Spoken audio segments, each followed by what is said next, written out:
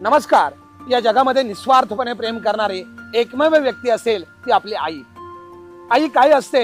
आई असते मंदिराचा कळस, आई असते अंगणातील पवित्र तुळस. आई असते मंदिराचा कळस, आई असते अंगणातील पवित्र तुळस. आई असते भजनातील संतवाणी, आई असते वाळवंटात प्यावं असं थंडगार पाणी.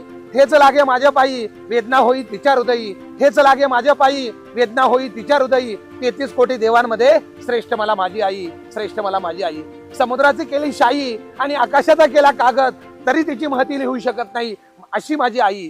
आणि असेच आईबाप जिवंत असताना बऱ्याचशा मुलांना आपल्या आईबापांचा विसर पडतो. आईबाप जिवंत असताना आईबापांवरती प्रेम न करणारी, आईबापांना अडगळीच्या वस्तूप्रमाणे टाकणारी मुलं आईबाप गेल्यानंतर त्यांच्यावरती समाजाला दाखवण्यासाठी अनेक मोठा खर्च करतात, वर्षश्राद्ध करतात, महिने खाऊ घालतात. परंतु आई वडील जिवंत असताना त्यांच्यासाठी प्रत्येक मुलाने काही ना काहीतरी करावं. आणि त्या मुलांनी जर आई वडिलांना जिवंतपणे समाधान दिलं